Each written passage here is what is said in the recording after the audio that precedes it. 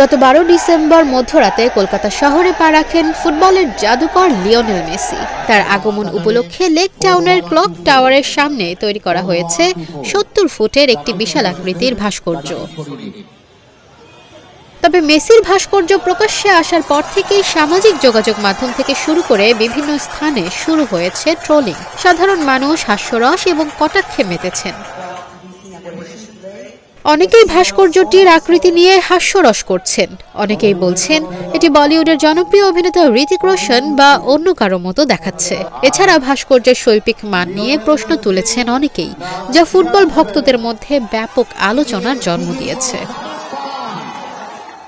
ভাস্কর্যটি বানিয়েছেন শিল্পী মন্টি পাল। তিনি স্পষ্ট ভাষায় জানান, কে কি বলছে বা কে ট্রোল করছে সেসব তিনি জানেন না, জানার প্রয়োজনও নেই। সাধারণ মানুষের ভালো লাগলেই তার কাজ সার্থক। রাজ্যের দমকল মন্ত্রী সুজিত বসুর উদ্যোগেই এই ভাস্কর্যটি বসানো হয়েছে। এর উচ্চতা 53 ফুট, তবে মঞ্চে বসানোর পর তা দাঁড়িয়েছে প্রায় 70 ফুট। মন্টিপাল ছাড়া আরও 42 জন শিল্পীর পরিশ্রমে তৈরি হয়েছে এই ভাস্কর্য। নিশা মাহমুদা, ইন্ডিপেন্ডেন্ট ডিজিটাল।